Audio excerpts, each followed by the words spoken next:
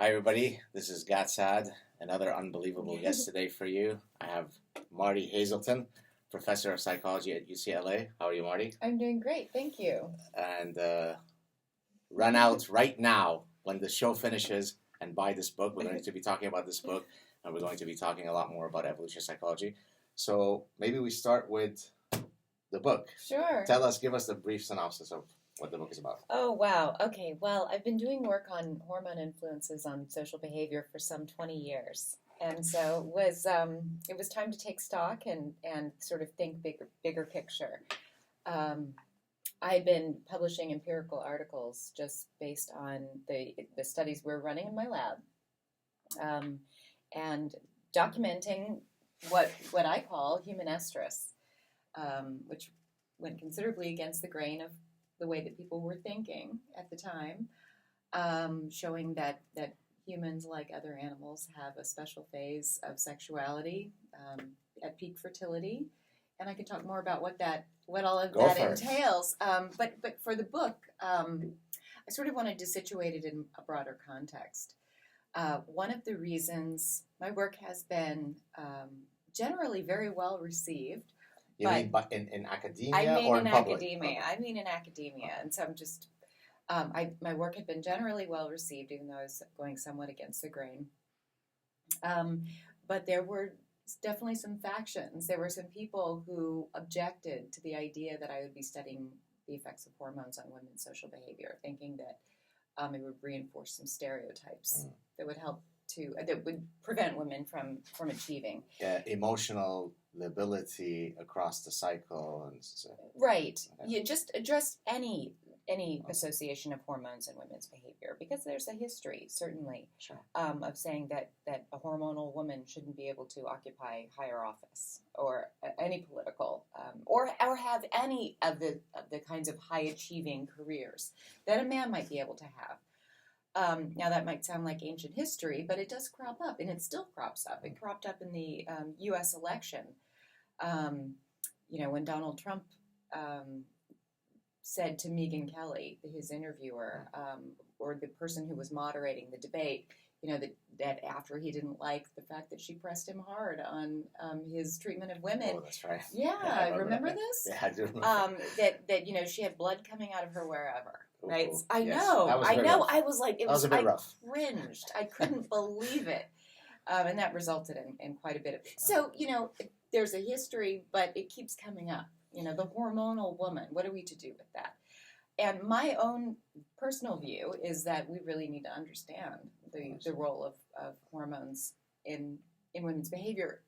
And it's not just for academic reasons that we need to understand it, although I think those are totally fascinating, and that's why I got into this business. But rather because not fully understanding all of the effects of women's hormones on things that affect women's well-being is a real problem. Of course.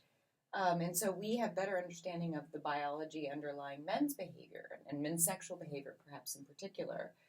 And we're missing a lot of information about women.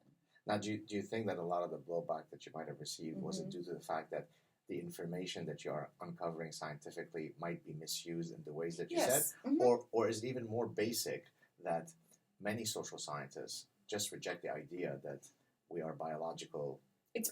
It's both. It's right? both. So so you got it from all what ends. A pleasure. Right.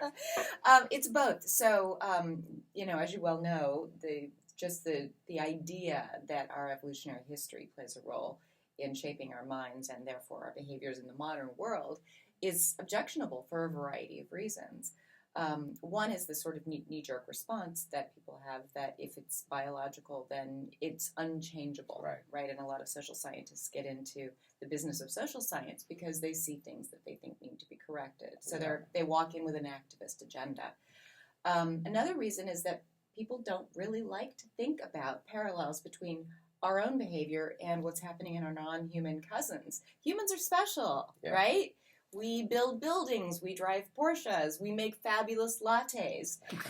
Which we just had a few minutes ago. And croissants. croissant. And pronounced properly. Oh, Not did bad I? for an American. Okay, very good. Oh, that made me nervous. So there are things that are really markedly different for humans as compared with other species, and so we like to think of ourselves as very special.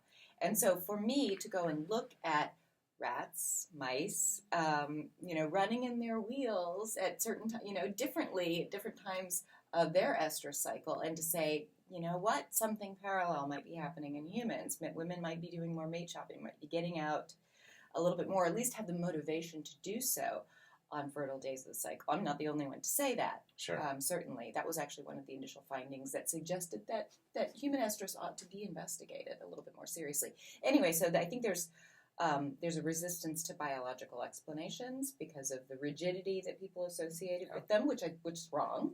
Of course. And then I think that we like to think that humans are special. And then in addition to that, I think that there are notions that we have about what it means to say that biology affects women's behavior that are different from the notions that we have about biology affecting men's behavior. And people are particularly concerned about hormones. And if you say that, that a woman is hormonal, that's derogatory. Derogatory, yeah. But I thought, that's frankly, that's bullshit. Right. I mean, what we need is to recognize that from puberty to menopause, we have all of these changes that have exquisitely evolved to guide us through the different reproductive challenges that we face. Reproductive challenges, and we can think about it certainly in broader social context, but I think it all boils down to reproduction one way or another. Are you strictly interested in how hormones affect women's realities, or would you ever consider at some point expand? In other words, are you a hormone / in the female context, or, for example, in my case, I've studied hormones with women, but I've also studied testosterone in men. So does that interest you, or are you really focusing on sort of uncovering all the hormonal mysteries associated with women? We have looked at men. Okay. So a lot of our questions originate with what's happening in females, but there's sort of two. Oh, the synchronicity with right, and so but there are two main threads in the research. One is looking at how women's hormones affect how they approach their social and sexual environments. Right. And the other is how other people respond to women at different points in their cycle. And then, of course, we've done work outside of just looking at individual ovulatory cycles and thinking about things like the postpartum period, which I can certainly talk about. Sure. And I like to just situate that as one of the many life phases that women go through that are important. But yeah, there's a male side of things. And males exist. They're important too. Piece, yes, indeed, of course. But one piece of it is how men respond to women at different points in those females' cycles, and whether men have hormonal responses themselves. Right. We have one study that I'm quite proud of that shows that men's testosterone might be responsive to where women are in their cycles. Did you work on that one with Thornhill?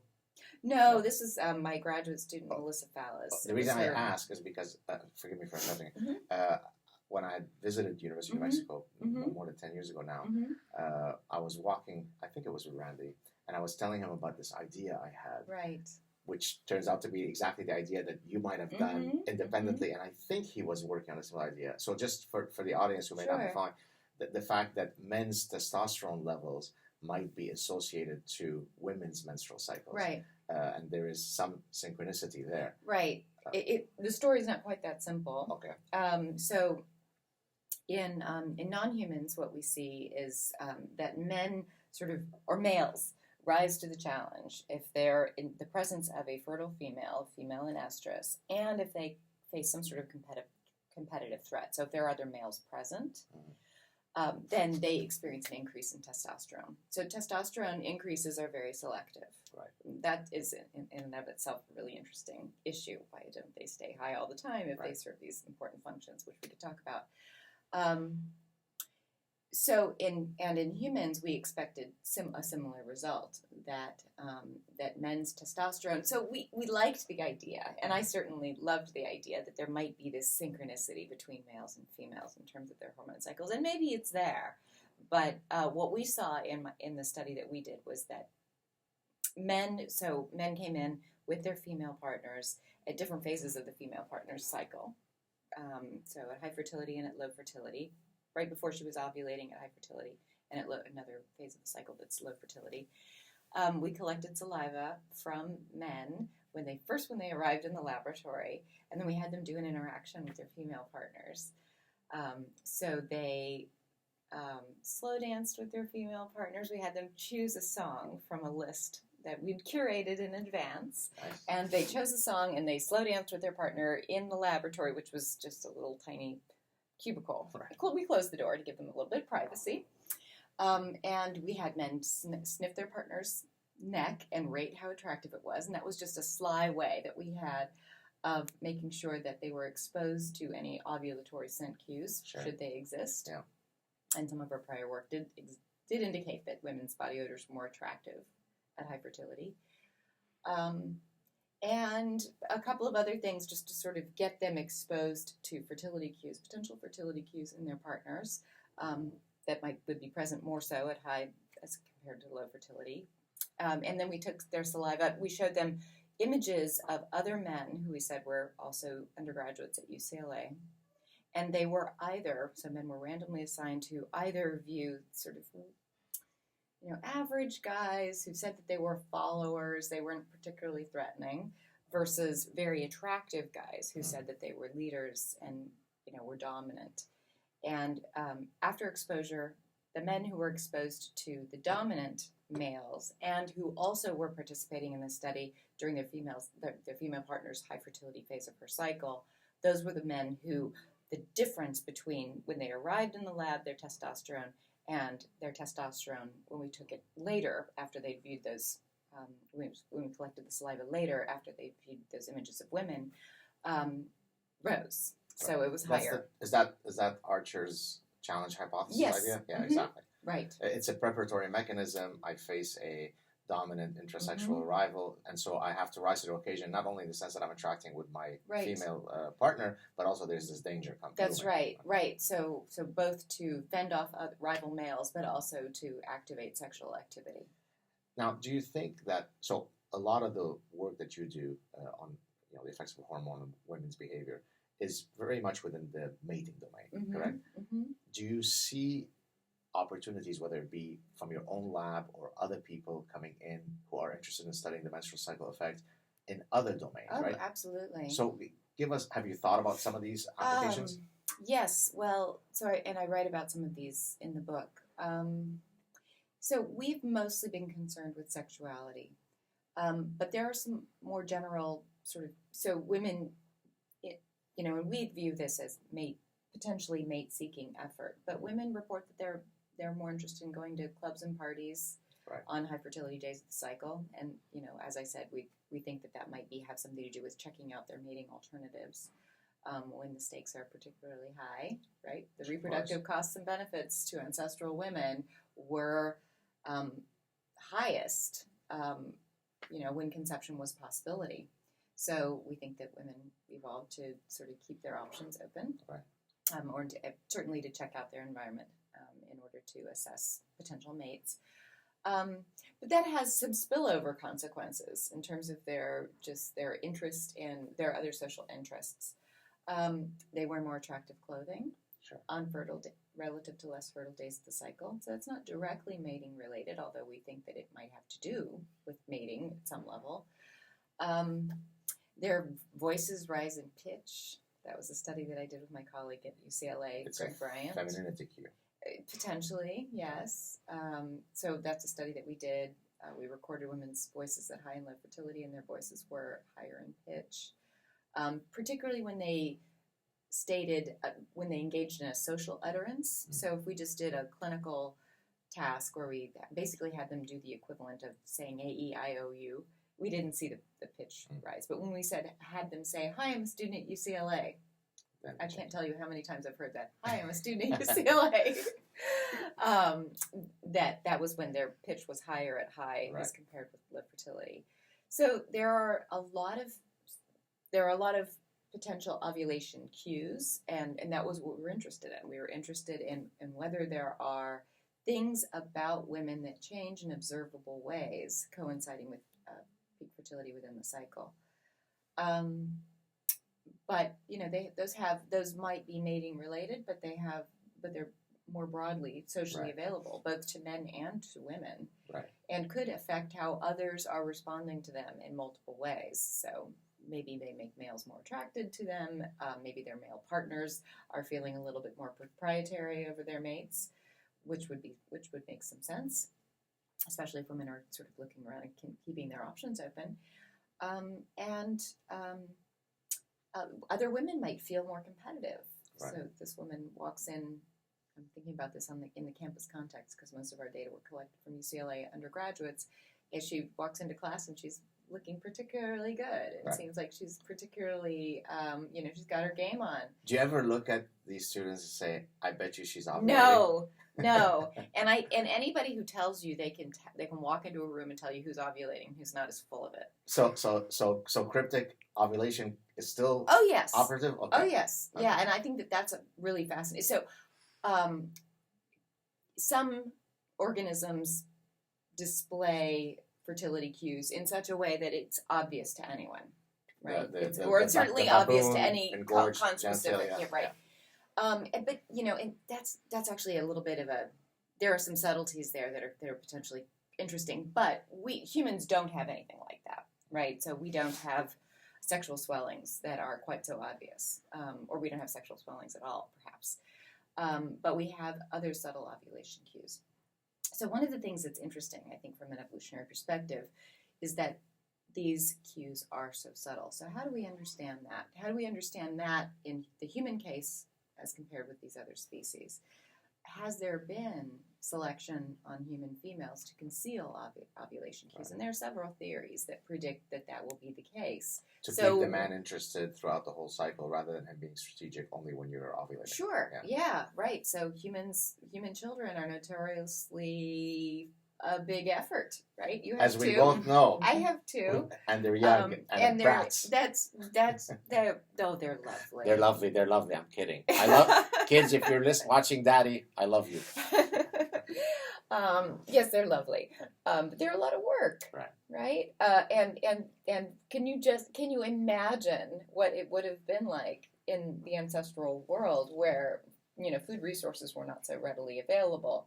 The comforts of home were not what we have today. It was a big deal, right? And so one of the potential solutions, or one of the characteristics that co-evolved with these children who have a long juvenile period.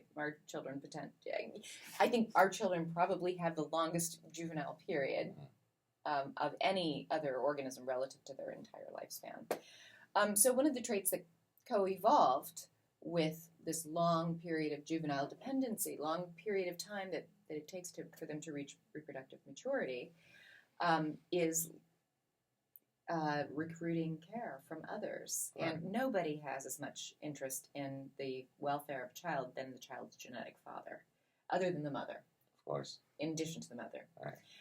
And so pair bonding likely evolved in concert with this long period of juvenile dependency. So what do you think about people who say, well, when you explain, the evolutionary reasons why romantic love exists, precisely because of the long period that you have to take care of children, but if you do that, you're demystifying the mysteries of love. What do you say to this sort of common accusation?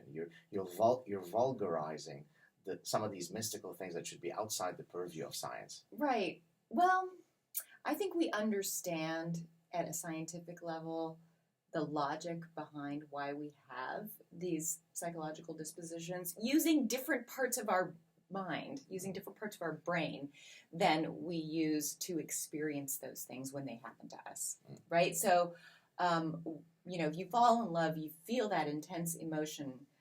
That, I think, you are processing with a different part of your mind and brain than when you are sitting in a psychology classroom or lecturing to a psychology classroom about these issues. So I think that they're cognitively separate. And that's why you and I still have these experiences, even though we might ponder and write extensively about them. Right. Just us and our laptop. But then when it's us and our friends or our lovers, then that feels quite different, right? Exactly. So I think that those we sort of keep those activities separate. And so I don't feel like it's demystified. Because the opposite side of that same sort of... I mean, it is demystified in one way, but not in the sense that the emotion disappears. Exactly. I was going to say that the opposite side of that concern is when you explain reprehensible realities to the human condition, child abuse, rape, infidelity, and then people get upset because, oh, professor, are you offering a scientific justification? And that really upsets me because the analogy that I always give is, and if my students are watching, they will have heard me say this before, an oncologist who studies cancer is not for cancer, is not justifying cancer. So the fact that you're trying to get to the mysteries of it, but why do you think that people, is it because evolutionary psychology somehow attacks people's pet ideologies? It might be a different ideology, but ultimately they view it as an affront to their worldview, and therefore this is why they react with such animus. Right. I mean, people do. I think that part of this has to do with the way that we view biological explanations. So if it's a biological, then somehow it's out of our control. And if it's out of your control, then it's not your fault. Right. Right? And so, male politicians have, more affairs than female politicians do. And I can come up with an explanation for why that might be the case. But does that justify their behavior? No, of course not. Sure. Sometimes you wake up in the morning and nothing sounds more delicious than a slice of chocolate cake. But how often do you really have that? Not very often. Right. Not very often. And so, some of us more often than others. Even though, you know what I mean? I mean, even though it sounds appealing and we feel a nudge toward doing that behavior, it doesn't mean that we actually do it. Because we've also evolved moral compass or restraint. Sure. So they are, at any given moment, we are pulled in different Darwinian directions. Correct? Sure, yeah. There are multiple motivational systems situated in our minds, and they push us in different directions. So, yes, I agree that people, when they hear biological explanations, when they hear evolutionary explanations, sometimes they worry that that means that we're going to excuse bad behavior or recommend bad behavior. Right. And so I've had this happen to me. When I've presented my results, so one of our earliest findings looking at changes across the menstrual cycle was that women experienced attraction to men other than their long-term partners. Does that mean, is Haselton recommending that we, leave our long-term partners or that we have affairs? No, of course not. No, I'm just documenting that fact, that there is this nudge. So the fact that there is that nudge doesn't mean that women engage in that behavior, certainly. But, we are, but there still is the ability for women to choose whether they succumb to it or not. Whether they embrace that hormonal nudge or say, you know what, and this is one of the things that I really hope the book does. I know where that comes from, and it doesn't mean that I don't love my long-term partner. It means that, that's that ancient evolved psychology, which may not serve my goals in the modern world. So my goal might be to have a harmonious relationship with my partner. My goal might be to be a happy person. And that's what I'm going to focus on. I might do well to understand what my hormonal nudges are going to do and what the evolutionary logic is behind them, because that might help me better choose whether I will, in your words, succumb to them. Right. Or not. Do you think, and I hate to play identity politics because I'm one of the ones who most vociferously speaks out against this kind of nonsense, but we do live in a world where identity politics has certainly been infused into academic conversations.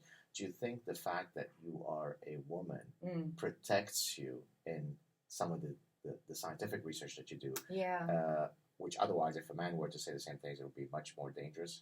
Yes, I think I think that the message that women's preferences and their social behaviors change across the ovulation cycle is probably a little bit more palatable when coming from a woman than coming from a man. In part because of some of the examples that people have seen, past and present, of men using women's hormones against them. Right.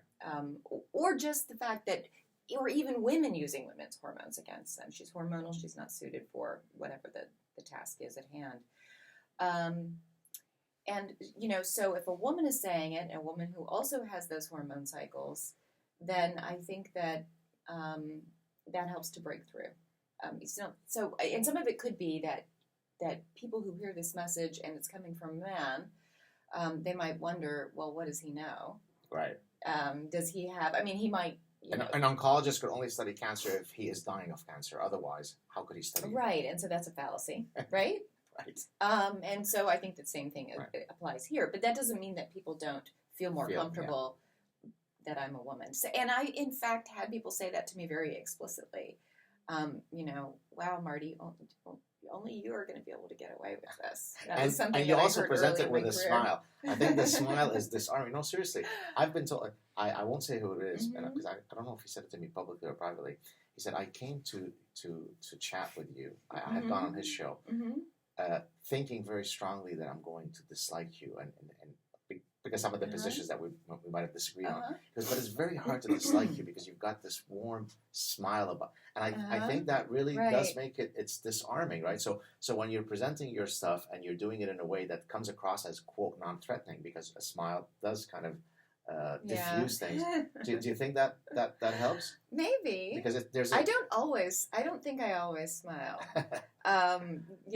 Some of the controversy surrounding this work, and so it's come from kind of multiple directions, and there's those sort of broader social questions about women and hormones and so forth, but there's also been some sort of nitty-gritty academic debate. Any ones you want to share online, or you want to stay who thought a meta-analysis would be so controversial? Right. You want to talk? Maybe explain what a meta-analysis I'm happy is. So we got involved in the research sort of early on. There were some pioneering studies that came way before we. By we, I mean my students and I and my colleagues who do related work.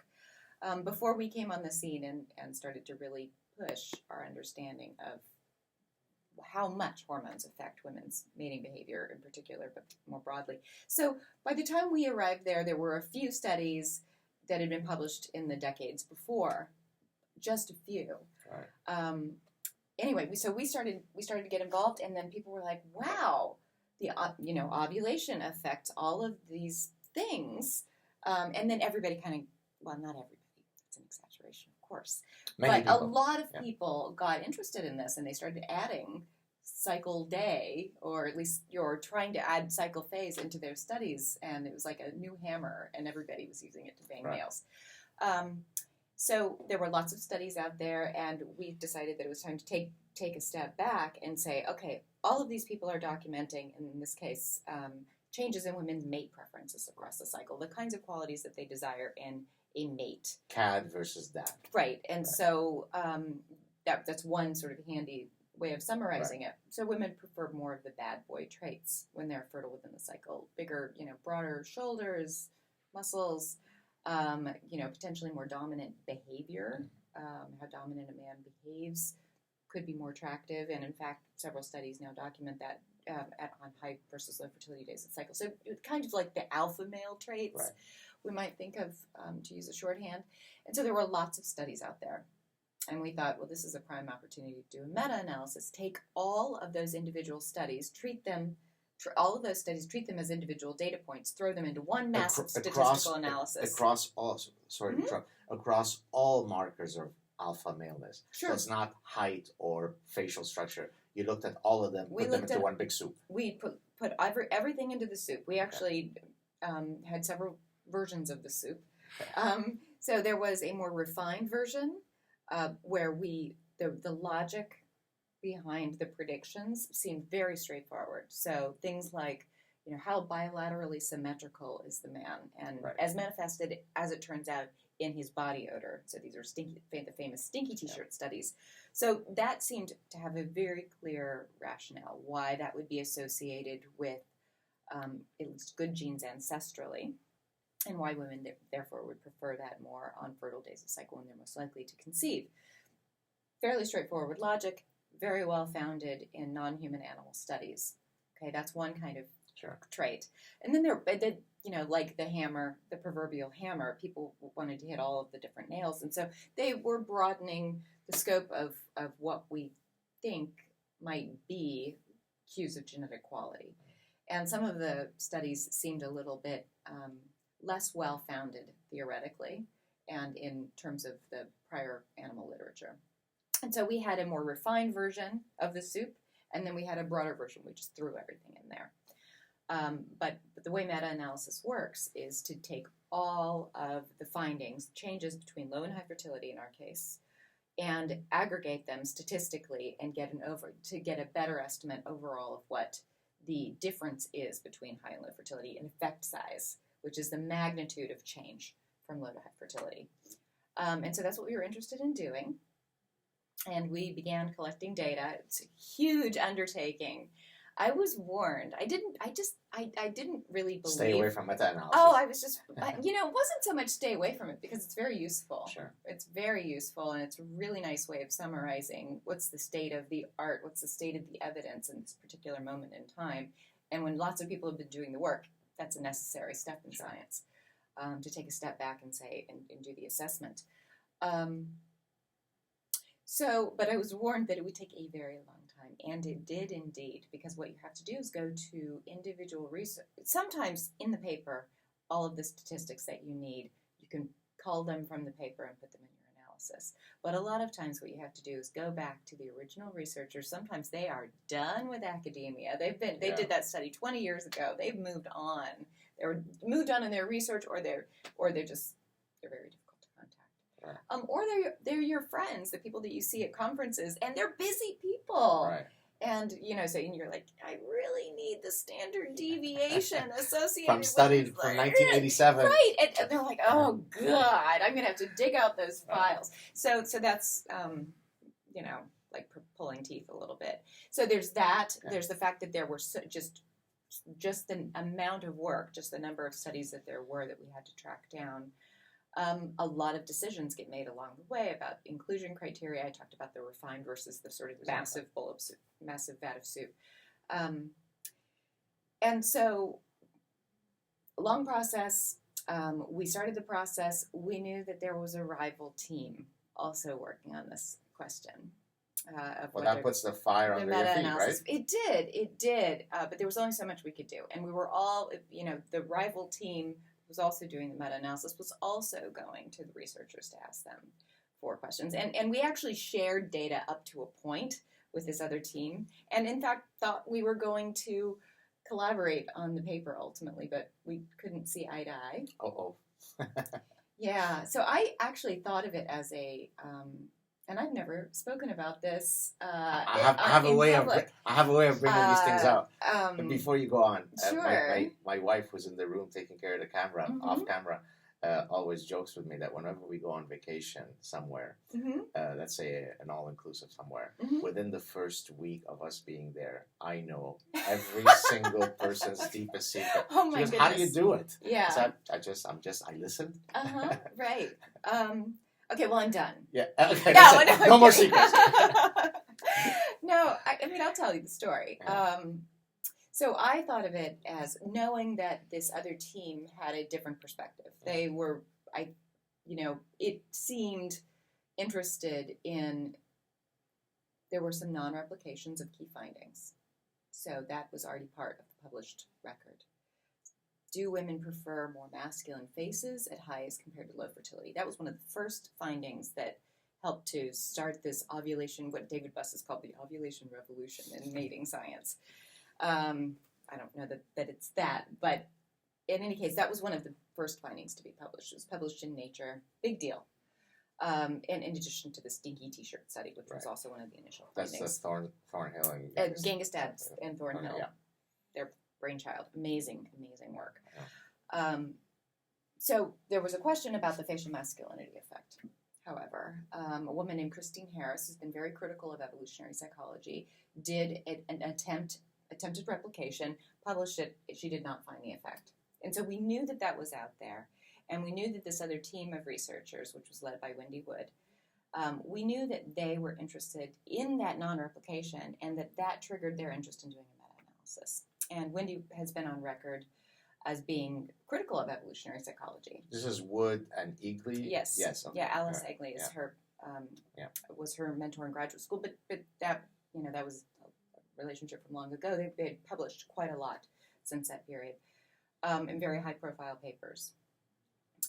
So I suspected that they would have a different perspective than we did, but we started up collaborating initially, and I was like, great, let's do this. Let's do this together. I viewed it as an adversarial collaboration where they might have different predictions than we did, but that we would do the analysis together, and if we had different interpretations, we would do a point and counterpoint sort of discussion of it in a paper. And it's actually a really lovely model in science, adversarial collaboration. Two different teams have different predictions, and then they conduct a study together. It kind of keeps you honest. Absolutely. Yeah. Well, why wouldn't we be? Yeah. No, I know. Well, but, we do hear about some scammers. Absolutely, right? we do. But we're straight up. We just wanted to, know what the facts were in this case. And we actually, despite the fact that we'd done a lot of work on changes across the menstrual cycle and, for example, women's attraction to their own partners and other men, we hadn't really done the studies of the particular male traits that women find most attractive. So we felt like, although we'd been doing work in this area and we were broadly interested in human estrus, that this was really, very few of the data points did we contribute. And I think that most of the data points that we did contribute, I have to think about this. This wasn't really our main focus concern, and so we weren't doing the facial masculinity studies where we presented women with high and low masculinity faces. So we thought we could certainly be take a step back and be relatively objective observers. Although I found the logic quite compelling that there would be changes across the cycle. Yeah. We collaborated on collecting a number of the data points, and ultimately things didn't go so well. In terms of your collaboration? Yes. Or in terms, okay. Yes. Because the results came out in a way that somebody was happy. Well, the other team wanted to move forward with an initial report of a small subset of the effects that showed that there was, and so in aggregate, what they were telling us, we actually never saw the analysis ourselves. But what they were telling us was that there was no difference between low and high fertility for these few relative to the number of data points that we knew were out there for those few data points. And I said, no, I think this is premature. I think we need to collect more data. I think we need to collect all of the data that we had planned to collect. Which would be all studies that fit the inclusion criteria. And all of the researchers who we'd been in contact with. So we broadly advertised all of the academic societies. We'd gone through programs, all of the program proceedings for conferences, and identified the abstracts that had, the reporting studies that had pertinent data points, and we contacted all of those authors. So we knew that there was much more data, and it was rolling in, that this was early on. And so they wanted to go ahead and report this null result, and I said, I don't think we should do this. Now, do you think, I don't know if you're comfortable saying this, or maybe you are, is it because with the smaller slice of data, they found what they were hoping to find, let's run with it? Which is, of course, I don't know. Okay. I don't know. I don't read minds. Okay. But did you confront them? Did you? I absolutely did. This resulted in a lot of back and forth. You not smiling? No, I was not. I was not happy about this. Because we had gotten we'd gained the trust of all of these people who were sharing their data with us, and I think that we all believe in the ideal of open science, that yes, if somebody requests your data, you absolutely provide them with your data. But we were asking for more than just provide us with your data. We were asking people to go back and dig through files to find particular data points, to pull from those files, the data points that were most relevant for our meta-analysis, given our inclusion criteria, which were at that point established. So we had gotten the trust. We'd gotten people to, give us all of this effort in order to provide us with data. And so I thought we need to exercise a lot of care here. And just as I think that it's careless to run forward with a positive result without issuing appropriate caveats, saying this is a pilot test, and so although I'm going to publish this is a pilot test, we need to have more information, or just waiting until you can replicate the findings yourself. As much as I think the positive results we need to treat with care, I think we need to treat null results with care. And in fact, a null result is much easier to document than a positive result, right? So there are lots of ways that you can mess up a study. There is only really one way that you can do a successful study. Maybe there's more than one way, but there are more ways you can screw it up than get it right. Sure. That's sort of, basic law of physics, right? Right. There's just more ways to mess something up than to get it right. So that reality also exists in marriages. There are more ways to get things wrong and that's what we end up with 50-60% divorce rates. No? Right. Yeah, sadly. Yeah. But so bottom line, to get to the thing, we objected to reporting this very small sample, and it wasn't even so much that I didn't think that it should be presented at a conference, but that we shouldn't write the abstract as if this were the final word. Yeah. And so that there was a lot of discussion about how to issue appropriate caveats, and I would have been fully comfortable, and in fact was fully comfortable with reporting the initial slice. Say this is the data that we have that we can analyze to date, and this is the result that we're finding, but not to come down with firm conclusions about this means that there are no ovulatory cycle effects on women's. I commend you for your scientific integrity. Well done. Well, it was tough. It was really tough. So we moved forward on our own. We decided to dissolve the collaboration and do the full sample. We did. Yeah. And we did. What? So? Well. Face effect? Yes. No. The facial masculinity effect doesn't exist as far as we can tell, right. and some of the facial masculinity researchers have attempted a replication of that finding and have not.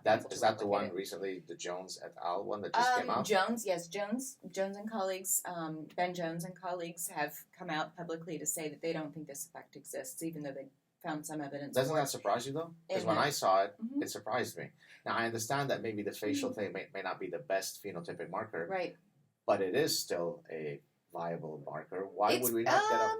Well, so what keeps it an honest signal, right? So just growing larger facial features seems like something that an organism could do that would be much easier than having a big body or behaving in a dominant way. So if you behave in a dominant way or display a dominant signal of some sort, like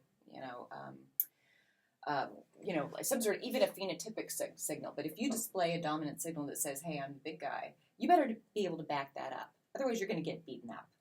Right? And so, but just having a facial structure that suggests that you are more masculine, or a more masculine, more male-identified facial structure might not be the most honest cue.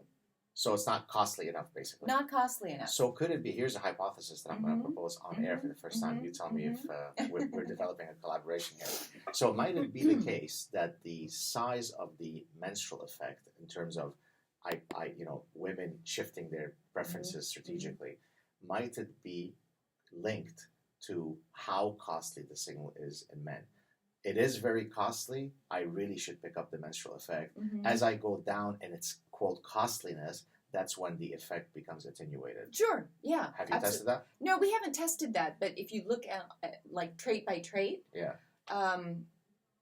so the symmetry findings, the women's preference for the scent of symmetry, those are some of the largest effect sizes. And it's tough to sort out how much of it is the trait being investigated and how much of it is the methods that researchers are using. So as soon as, and there are a variety of methods that you can use to identify where women are in their menstrual cycle, the weakest methods are the so-called counting method. So if you start at day 1 of the cycle and you count forward by 2 weeks, which is on average the day of ovulation for women considered as an aggregate, that's still a very noisy estimate of ovulation within the cycle, because women misremember when their last menstrual onset was, because there's a huge amount of variation between women, and even between women in terms of the timing of ovulation within their cycle. Some women have longer cycles, some women have shorter cycles, and so therefore the date of ovulation will differ depending on that. But also for individual cycles within a woman, their cycle length can vary, and whether she even ovulates within a cycle can vary. So the hormone methods tend to be more accurate, and we would expect a more robust estimate of effect size. And even a larger effect size. Should the effect truly exist, better methods should document a larger effect size, because there's just more trash being thrown in to dilute the effect. Diluting the effect when you use weaker methods. And so there's some confounding by the kinds of traits that people were investigating with the strength of the methods that they were using. So it would be hard to run the analysis that you're suggesting with the available evidence. But yes, I think that is totally reasonable. That for traits that have a questionable relationship with genetic fitness, or ancestrally what would have been signals of genetic fitness or cues of genetic fitness, that we don't expect cycle effects there. Right. And so we expect smaller effects or zero effects. And so the facial masculinity effect potentially is zero. Women's preference for more dominant male behavior, above zero. So there is something there. Masculine bodies, above zero. There's something going on there. So there is a suite of masculine traits for which there are cycle effects. Women prefer them more at high fertility. And then there are some other qualities that people have investigated. And it's like, as soon as there's this fun thing to document in the lab, lots of people are going to try lots of different things. They're trying to differentiate themselves from one another at the same time that they're hopping on this really fun new endeavor. Right. So one of my favorite studies that we read for potential inclusion in the meta-analysis, and we included it in the broader as opposed to the narrower set, was one that looked at chest hair and women's preference for. You discussed it yesterday at the symposium on evolution consumption. Yeah. So, and I didn't know theoretically which way we would expect that effect to go. So do women prefer hairier chests? Well, that is associated with reproductive maturity and therefore masculinity in males. Adolescent males don't have hairy chests. So maybe that would be a masculine trait. Maybe women prefer that more at high fertility. Or, on the other hand, if you shave the hair off of a man's chest, then you might be able to see his musculature more. And maybe women prefer that more on fertile days of the cycle, because there had been evidence that women prefer more masculine bodies, generally. So which way is that going to go?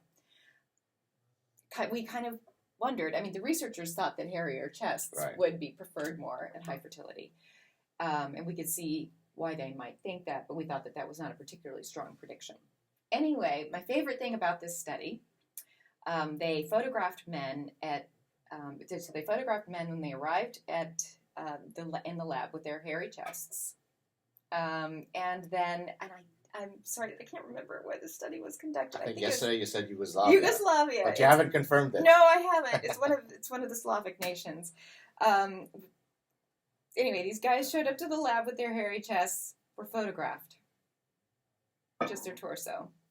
And then the researchers assisted them shaving all the hair off of their chests, photographed them again. So this is actually a really beautiful research design, because you can compare the same man with and without a hairy chest. Apparently in Yugoslavia, the ethics committees at universities are not quite as stringent.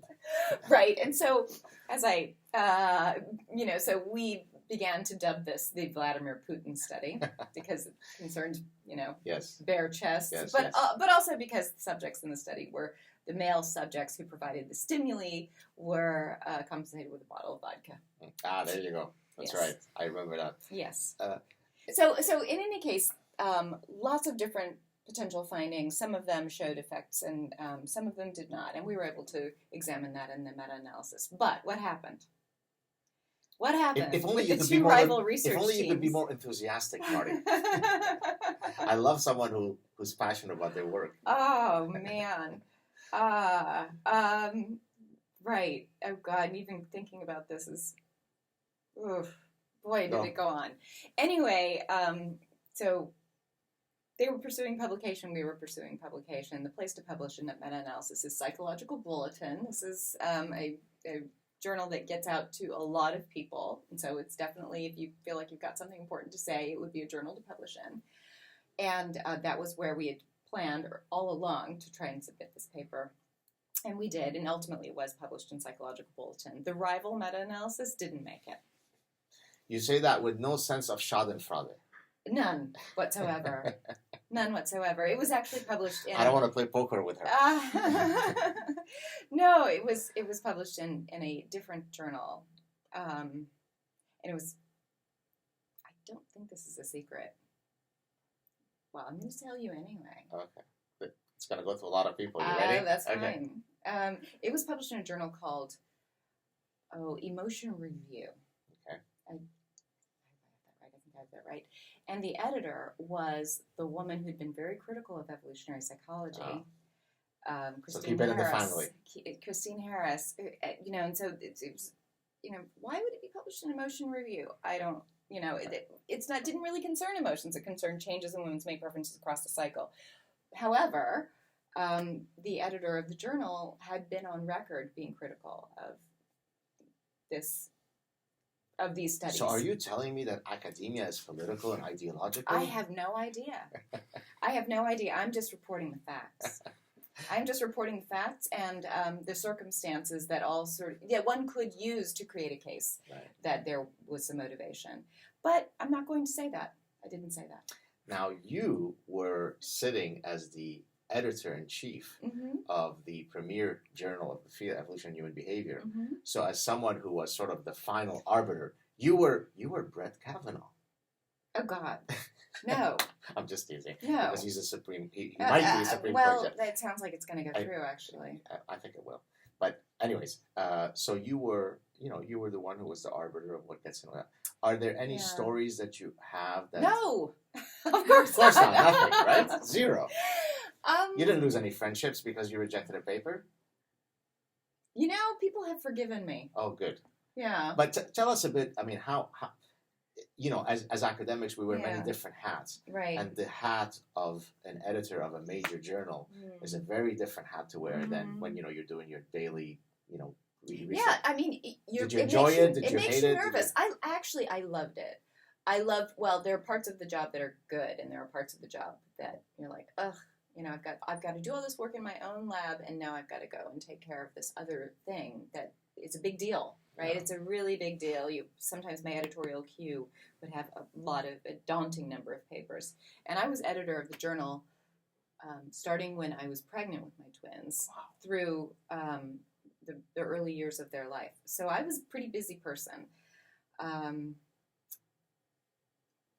So what were the parts you liked and didn't like? The parts I liked, I loved the fact that I was getting to see news as it was breaking. Right. So I was potentially getting to see these new findings before anybody else. Right. And you're in on the secret before anybody else knows it. It was fun. Yeah. I felt like I was getting the initial scoop. Yeah. And so I loved that. I loved the fact that I was able to connect with my colleagues. And so you get the paper in your editorial queue, or you decide to assign it or pick it as something that you want to be the managing editor for. And then you identify colleagues who will be appropriate peer reviewers. Colleagues and sometimes people that you've never heard of before, but you do a search, a Google Scholar search, or a Web of Science search, in order to see what the published literature looks like in the area of the paper, and then you go and find those folks to review the paper. Critical and perhaps those who would you think you have the hunch might be knowledgeable about the findings, have published related findings, and so they might have a favorable view, but also people who will have a critical view so that you can make a good editorial decision. And I found that to be enjoyable, finding out who's doing what. Right.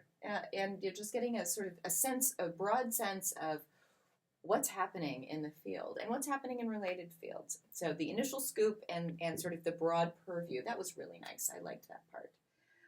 Writing the editorial letter, especially when it's a rejection, that's pretty awful. Yeah. Making the decision, and this is a really tough one, making the decision about whether a paper should go out for review, and sometimes rejecting, doing what's called a desk reject of a paper because you don't think it's going to pass through with the reviewers, and so it's going to be a consumption of reviewers' time where it's not really warranted.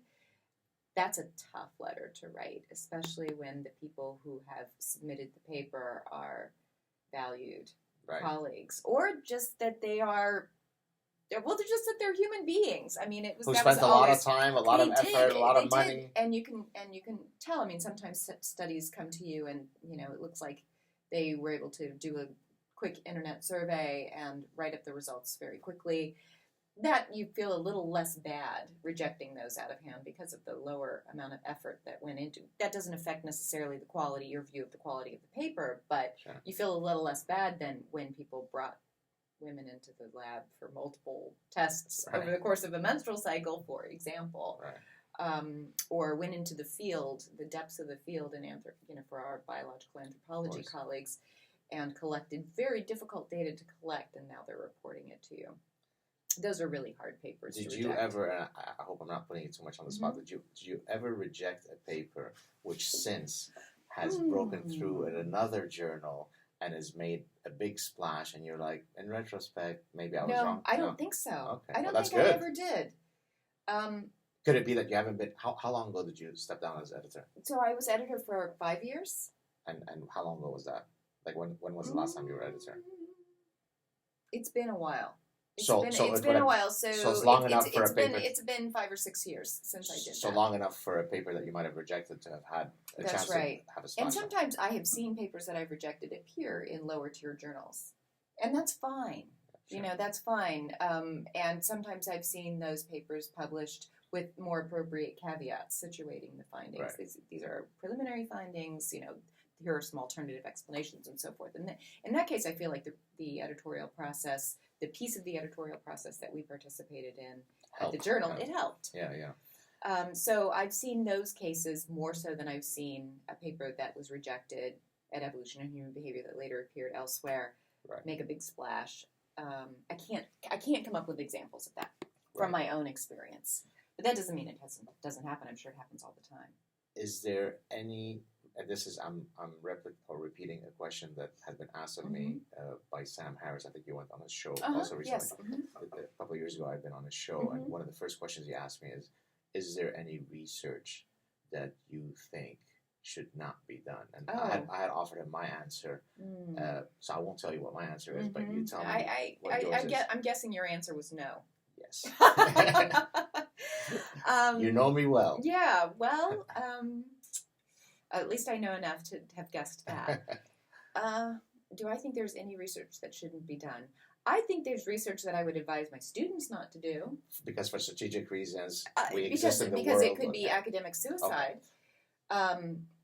But do I think that there are facts that we shouldn't know? I don't. I don't think that there are facts that we shouldn't know. I think we should know anything. I think that, the more we know, the better off we are in general. Right. And so as a general rule of thumb, knowledge is power. We should have more of it. Well said.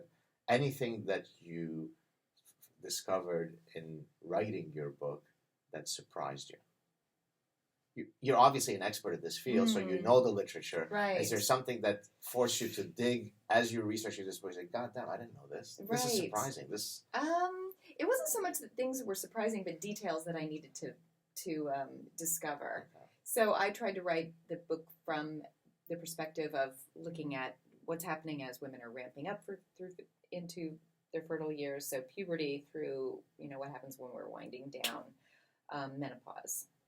At least winding down with respect to producing our own offspring. Right. Menopause has lots of interesting features that potentially evolved in humans that have to do with caring for grand offspring, which is potentially part of the bigger, the sort of broader purview of thinking about these highly dependent children that we have, and how we have, as the human species, how that trait has co-evolved with other, the long lives of offspring, long period of juvenile dependency, and all of the wonderful things that produces for humans, like our big brains and our ability to make lattes and so forth, co-evolved with not only pair bonding, but potentially recruiting grandparental care. And that some of our colleagues in anthropology have documented has a real effect on human offspring who are living in more contexts that look a little bit more like we envision would have characterized those of our ancestors, where food resources, for example, were harder to come by. So I definitely had to do some digging to expand my view on some of the details because I wanted to provide something that was a little bit more comprehensive than just what we had done in my lab. And that was fun. I mean, I don't know that I would say that there were surprises there. There were certainly a lot that I learned. So maybe we could view those things as surprises. This was your first book, correct? Yes. Do you feel, there's a method, there's a template to writing scientific articles? That's right. I feel like I could do that with one hand tied behind my back. Yeah. So is there something in after a number of years, and there's like a recipe, introduction, there's the setup for the research and the results and the discussion of broader exactly. So given that the exercise of writing a book is a very different one, right? Did you find it daunting? Did you find it exciting that you'd like to repeat again? How do you compare the process, the writing process, the creative process of writing a book? And I've written several books. Yes. I've done both, and they're very, very different for me. So how do you navigate through it? Was hard. It was really difficult, and I was also writing for a broad audience. I wasn't just writing a book that I was going to share with my academic colleagues, but also a book that I hoped that everybody would be able to read and everybody would be able to appreciate. And I was talking about things that I was providing the broader context in ways that I wouldn't do in a scientific journal article. So I was talking about my own experiences. So I talked about my experiences being pregnant and the postpartum period. And so that was quite a bit different. That was actually a lot of fun, reflecting back on how the findings how I'd experienced those things in my own life. So that was a lot of fun. But it was also very foreign territory for me. That's not what we do. Right? We write scientific articles. We can have a little bit of fun with those scientific articles and sort of there's this broad setup that you write for your journal article. The leash is much shorter. The leash is much shorter, and then you can talk about the implications, and then when you speak to the media, if that's something that you do as a scientist, then you can also, they will no doubt ask you questions about, well, what does this mean for women's daily lives? Or a question that I often got was, what advice do you give to women? Oh my God, I can't talk to reporters anymore because I'm not going to do that. Right. That's not what I do. I'm a scientist. Anyway, I've learned to offer what I think is something reasonable when I get asked that question. But so it was a very different endeavor. It's a very different endeavor when you're writing a book that has so many moving pieces. Mm-hmm. You're not just writing about a particular research topic in the study that you did, but you're writing about how everything fits together. Was the process sufficiently enjoyable that you would love to do it again? I would love to do it again, in part because now I know... I wouldn't say I know how to do it. Right. I guess I did it, so I do in some sense know how to do it. But now I'm more familiar with it. And I think I would take a new set of tools with me that would make it a less daunting prospect. One of the reasons that I first started writing for Psychology Today, although I do it just for pure reasons, but I thought it was a nice way to gauge whether I could write for a broader audience using the template of 800 words or 1,000 words. Sure. And that would serve as very quick feedback as to whether I could communicate in a style that would be, palatable to many, many people. Sure. Did you sense any insecurity before writing your book that, hey, am I going to be able to write in a voice that is different from what I write for Evolutionary Human Behavior? And if so, what allowed you to, assuage that insecurity? Oh, I was insecure the entire time I was writing the book. Right. Well, we all are to some extent. Yeah. I think you have to have a certain level of insecurity in order to be a competent scientist, and in order to be a competent participant. Doubt is adaptive. Within certain ranges. If you don't have it, then we should probably be suspicious of what it is that you're saying anyway. Right. So I don't know that I would walk into the next book with, I know how to do this, and it's not a problem, and no anxiety whatsoever. All writing, maybe you are an exception, but all writing for most of the academic colleagues I know with whom I've discussed this is associated with some anxiety. You know where my anxiety comes from? The thought of the final product going out and being published and there's an error.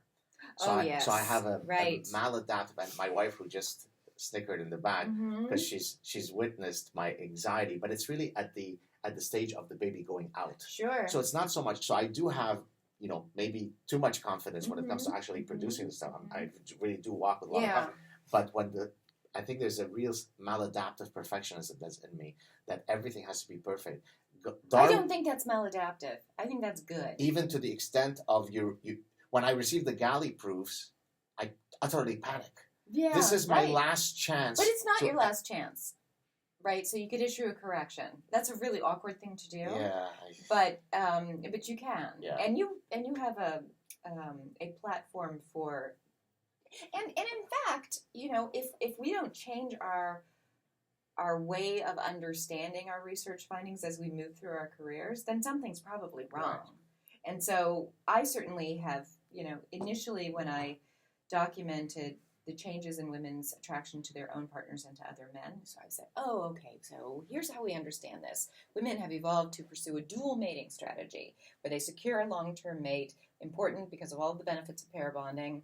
And then if that long-term mate is not offering cues of genetic quality, cues that would have been associated with genetic quality ancestrally, then she might look around, and if the circumstances are just right and she can get away with it, engage in extra pair mating, bring those genes home, and convince the schmuck at home. And so she would have this sort of dual life. She would have this dual mating strategy that she's pursuing, and that was how we were writing about our findings early on. And then I sat back and I thought about it. I scratched my head a little bit, and I said, I don't know for sure that that's why this is happening. It could be that what we have is the sort of the psychological equivalent of the tailbone. So it served ancestral species, our ancestors who came before us, well, to have these estrous shifts in mating. But what we have is something that is left over. And doesn't it's necessarily. The appendix, it's the wisdom teeth. That's right. It's the wisdom teeth of mating. Yeah. Very nice. Right. So I broadened my view, and I've written about that since. Right. But in this case, it's not so much. That's not an error. That's an evolution in your thinking. So it's not a. Yeah. But I just want to say that. Sure. So. The evolution of my thinking is to say we need to consider multiple alternatives as the explanation for this. Not to say that I changed my mind from one alternative to another, but rather that I just sort of broadened my view. What you were saying? No, I was almost going to end because I know that you have at some point soon a plane to catch. Yes. Although I could keep you here for another 5 hours. What's next? So we've talked so far about the book, all your research. Next 5 years. What's keeping Martie Haselton up at night? Other than the kids. Yes. I'm on sabbatical right now, so I'm not teaching until the new year. And I am really happy to have this time to take a step back and to think. I spent a lot of time working on the book. We've been doing ovulation cycle research for some 20 years in my lab. Maybe it's a little less than that, but I've been starting when I was in graduate school. I was doing ovulatory cycle work, and since I've been at UCLA, we've certainly been doing that. So we've been working on that for a while, and we will continue to do that. But I'm ready for the next challenge. I'm ready for the next thing as well. But is the next thing?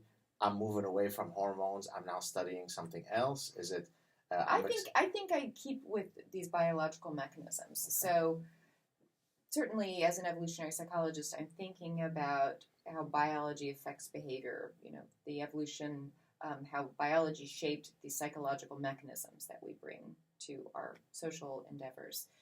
And so biology is always involved, but I really like the fact that we're also measuring biology at the level of the proximate mechanism. Sure. I really like that. I like that for a variety of reasons. But one of them is that I feel like it narrows the possible range of explanations for finding.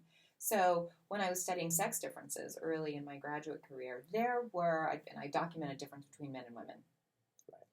And I would think, I predicted that in advance. I have a really good evolutionary rationale for why that difference between men and women would exist.